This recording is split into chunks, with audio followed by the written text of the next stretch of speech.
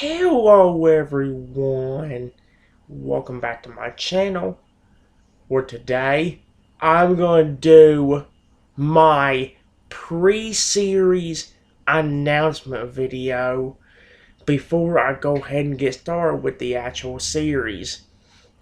The reason why I say that, guys, is because as you've been knowing, like I've said, I've tried shortening down the videos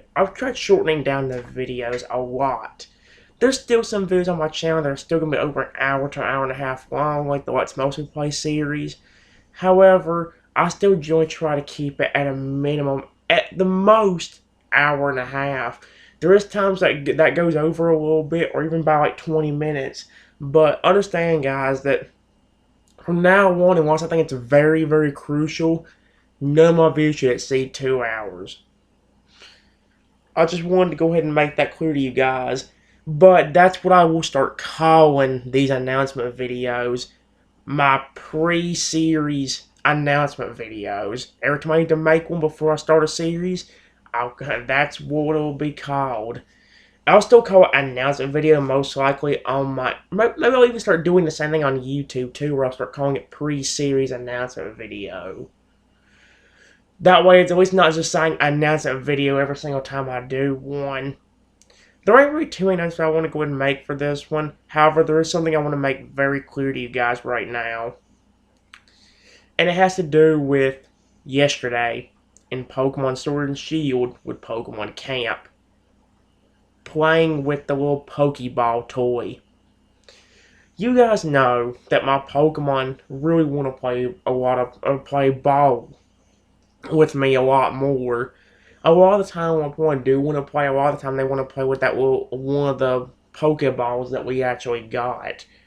Unfortunately, well, there's a reason why I don't do that, guys. And if you took a good close look at the videos I did yesterday, some of the videos I did yesterday, you would know exactly why right from the get-go.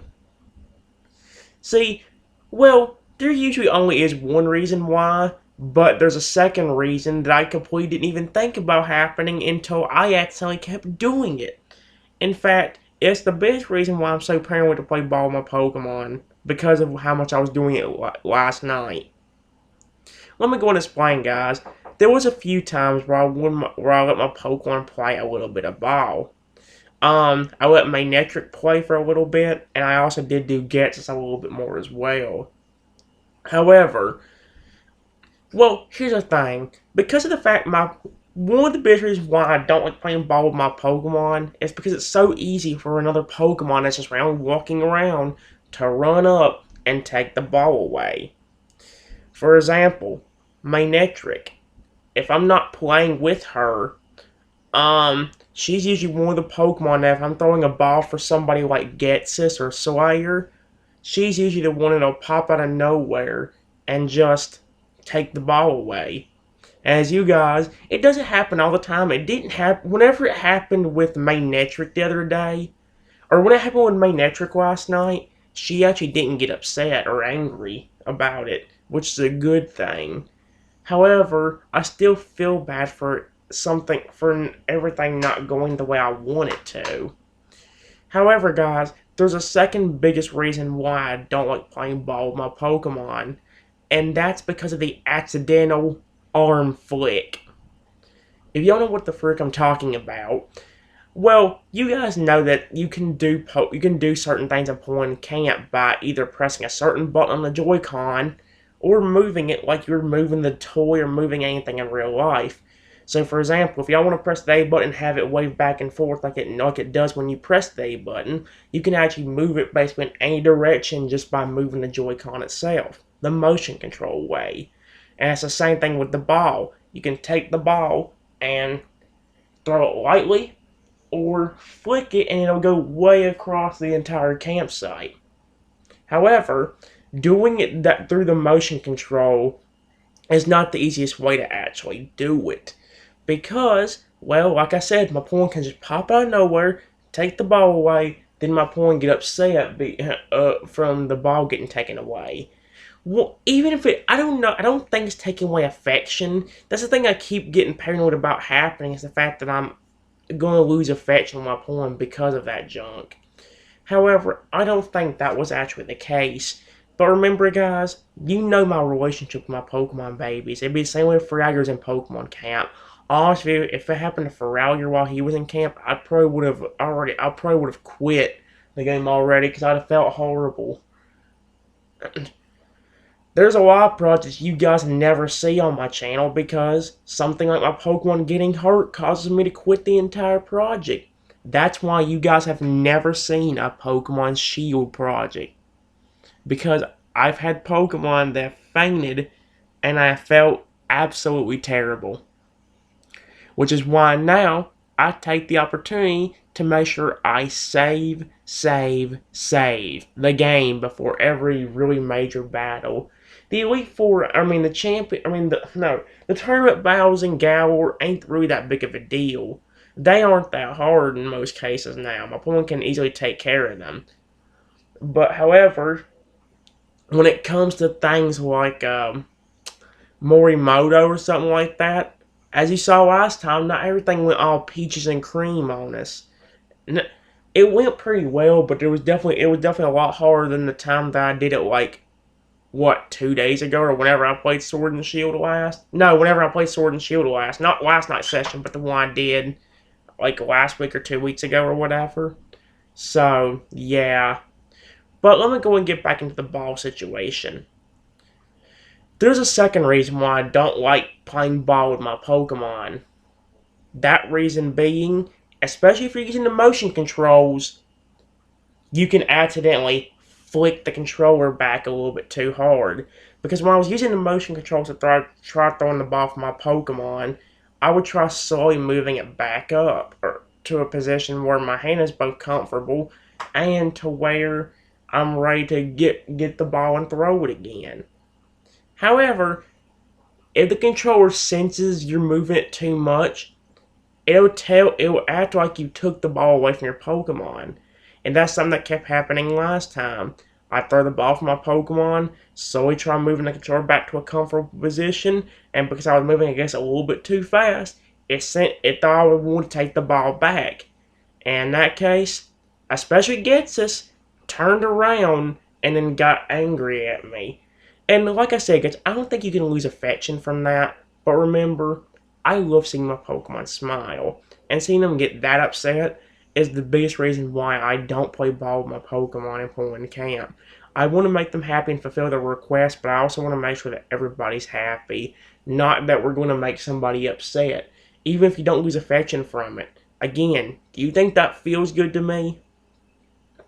It doesn't. So, let me go and say I'm sorry for how the last video, or how that video turned out. If I'm not tired today, maybe I'll go up there for a few more hours and play the game again. I've been promising you guys that I was going to do a quarter video and all that stuff. However, I'm sorry. But, let me go ahead and tell you the truth, guys. Like I said, last night I was tuckered the frick out. I was tired and couldn't really hardly even play any more Pokemon, which is why I quit the time I did. I probably would have done Pokemon for the next hour instead of doing any Wheel of Fortune if I wouldn't have been so tired and all that stuff. I was tired and I was upset because of the fact that I was hurting my Pokemon's feelings and I felt terrible. So, yeah, I'm sorry my mood wasn't the best, especially later on in videos, but understand, as much as I care about my Pokemon, you've got to see where I'm coming from, especially if you love Pokemon just as much as me. So, yeah. Let me go and get back to a quarrel real quick though, guys. After I went downstairs and walked around for a few minutes, I immediately started getting some of my energy back. I wasn't nearly as tired for the first little while, or I wasn't nearly as tired when I came back down and started moving around and doing all that stuff a little bit more. But then, sometime after getting done eating my mother's cooking, well, after I got done eating her cooking, I ended up falling asleep. And then guess what?